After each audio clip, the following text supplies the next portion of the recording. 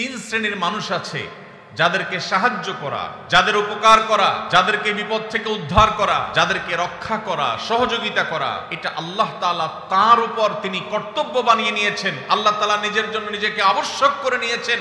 সেই সৌভাগ্যবান তিন শ্রেণীর মানুষ কারা? যেসব যুবক ভাইরা স্রোতের বিপরীতে, হারামের যে স্রোত জাহান্নামের দিকে নিয়ে যাচ্ছে আমাদের তরুণদেরকে, এর বিপরীতে যে সমস্ত যুবক যুবতীরা নিজেদেরকে বাঁচাবার সংগ্রামে যারা জয়ী হবেন, যারা নিজেদেরকে এসব হারাম থেকে বাঁচাবার জন্য চেষ্টা করবেন, কোরআন এবং হাদিস তাদের জন্য কিছু সুসংবাদের কথা বলেছে। এর ভিতরে এক নম্বর হলো আল্লাহ রাব্বুল আলামিন সেই সব মানুষদের সাহায্য করাটাকে আল্লাহ নিজের উপর তিনি কর্তব্য বানিয়ে নিয়েছেন। যেসব মানুষেরা চরিত্রকে হেফাজত করে, বিবাহ করে চরিত্রকে হেফাজত করবার উদ্দেশ্যে তারা, আবু হুরায়রা রাদিয়াল্লাহু তাআলা আনহু বর্ণনা করেছেন, নবীজি সাল্লাল্লাহু আলাইহি ওয়াসাল্লাম ইরশাদ করেছেন, সালাসাতুন আলাল্লাহি আউনুহুম, তিন শ্রেণীর মানুষ আছে যাদেরকে সাহায্য করা, যাদের উপকার করা, যাদেরকে বিপদ থেকে উদ্ধার করা, যাদেরকে রক্ষা করা, সহযোগিতা করা, এটা আল্লাহ তাআলা তার উপর তিনি কর্তব্য বানিয়ে নিয়েছেন। আল্লাহ তাআলা নিজের জন্য নিজেকে আবশ্যক করে নিয়েছেন। সেই সৌভাগ্যবান তিন শ্রেণীর মানুষ কারা? নবীজি সাল্লাল্লাহু আলাইহি ওয়াসাল্লাম বলেছেন, তার মধ্যে এক নম্বর হলেন আল মুজাহিদু ফি সাবিলিল্লাহ, যারা আল্লাহর রাহে জিহাদে রত থাকেন, আল্লাহর রাহে যারা জিহাদে থাকেন, সেই মুজাহিদদেরকে আল্লাহ রাব্বুল আলামিন সাহায্য করা, সহযোগিতা করা, তাদেরকে আল্লাহ রাব্বুল আলামিন মদদ করাকে আল্লাহ নিজের জন্য কর্তব্য বানিয়েছেন। নাম্বার 2, ওয়াল মুকাতাব আল্লাযী ইউরিদুল আদা, যেই কৃতদাস মালিকের সাথে চুক্তি করেছে কোন নির্দিষ্ট অ্যামাউন্ট দিয়ে সে মুক্ত হবে, তার যদি সদিচ্ছা থাকে সেটি আদায় করবার, আল্লাহ তাআলা তাকে সেটা আদায় করার জন্য সাহায্য করবেন, আল্লাহর ওয়াদা আছে।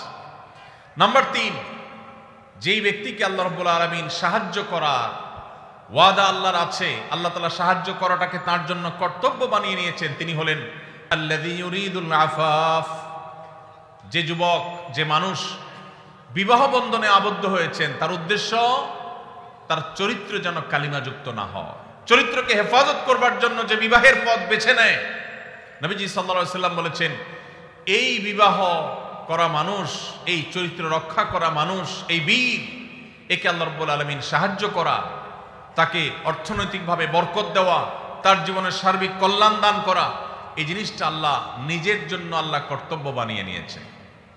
ভাইরা আমার, তাহলে প্রথম সুফল, প্রথম উপকারিতার কথা আমরা জানলাম। যে সমস্ত যুবকেরা, যে সমস্ত বোনেরা তারা বিবাহের পথ বেছে নেন, হারাম পথ বেছে নেন না, আল্লাহ রাব্বুল আলামিন তাদেরকে চরিত্র হেফাজতের উদ্দেশ্যে বিবাহ করলে আল্লাহ তাআলা তাদেরকে সাহায্য করাটাকে আল্লাহ নিজের উপর আবশ্যক করে নিয়েছেন। নাম্বার 1। নাম্বার 2, যে মানুষগুলো তার দুই চোয়ালের মধ্যবর্তী অঙ্গ অর্থাৎ মুখ, তার জিহ্বা, তার ঠোঁট, তার মুখ, এটাকে হারাম থেকে নিয়ন্ত্রণ করবার দায়িত্ব যে নিয়েছে, অর্থাৎ এই মুখ দিয়ে হারাম কথা বলে না, হারাম কিছু খায় না, মুখ দিয়ে যত রকমের আল্লাহর অবাধ্য কাজ করা যায় সেগুলোর কোনোটা করে না, সে মুখকে কন্ট্রোল করে, এবং তার দুই রানের মধ্যবর্তী অঙ্গ অর্থাৎ তার সম্ভ্রম, তার ইজ্জতকে যে ব্যক্তি সংরক্ষণ করতে পারে, নবীজি বলেছেন, মাইয়াদমান লিমা বাইনা লিহিয়াইহি ওয়া মা বাইনা রিজলাইহি আদমান লাহুল জান্নাহ, যে ব্যক্তি তার দুই চোয়ালের মধ্যবর্তী অঙ্গ আর দুই রানের মধ্যবর্তী অঙ্গ, এই দুটি অঙ্গে কোন প্রকার কালিমা লাগতে দেয় না, এগুলোকে হারাম থেকে বাঁচাবার সংগ্রাম করে, দায়িত্ব নেয়, সে এগুলাকে দায়িত্ব নিয়ে হেফাজত করে, নবীজি বলেছেন তার জান্নাতে যাওয়ার দায়িত্ব আমি নিলাম। ভাইরা আমার, প্রিয় নবী সাল্লাল্লাহু আলাইহি সাল্লাম যদি কারোর জান্নাতে যাওয়ার দায়িত্ব নেন, তাহলে তার আর কোনো ভয়ের কারণ আছে? তার জান্নাতের পথ ঠেকাবার শক্তি কারোর আছে?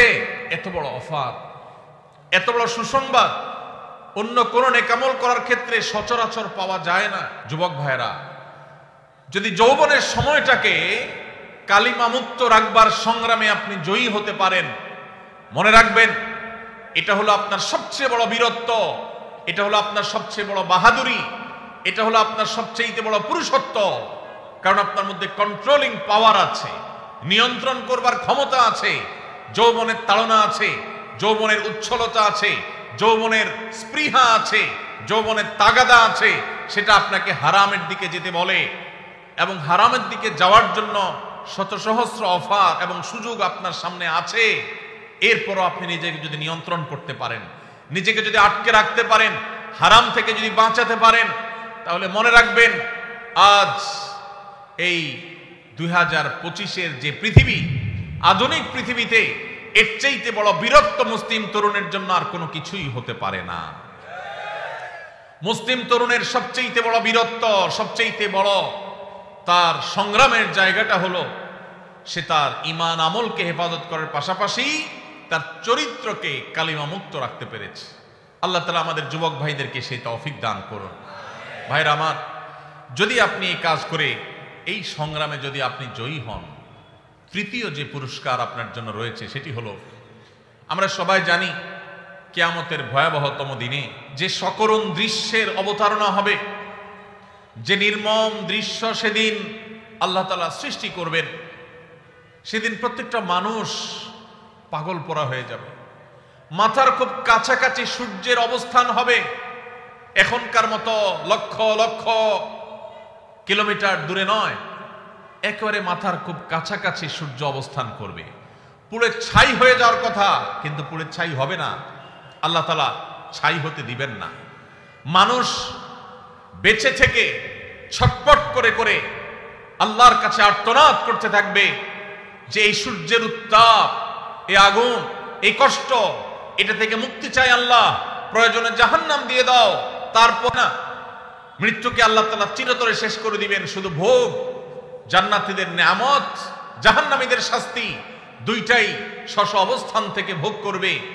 এটা শেষ হবে না, মৃত্যু আর আসবে না। কিয়ামতের সেই ভয়াবহতম দিনে আল্লাহ রাব্বুল আলামিন সেই তরুণদের, সেই যুবক ভাইদের, সেই যুবতী বোনদের আল্লাহর আরশের নিচে ভিআইপি প্যান্ডেলে আল্লাহ রাব্বুল আলামিন ছায়া দিবেন, যাদেরকে কিয়ামতের কোনো কষ্ট স্পর্শ করবে না, কিয়ামতের কোনো ভয়াবহতা তাদেরকে পাবে না, কিয়ামতের কোনো ভয়াবহতা, কোনো টেনশন তাদের টাচই করবে না।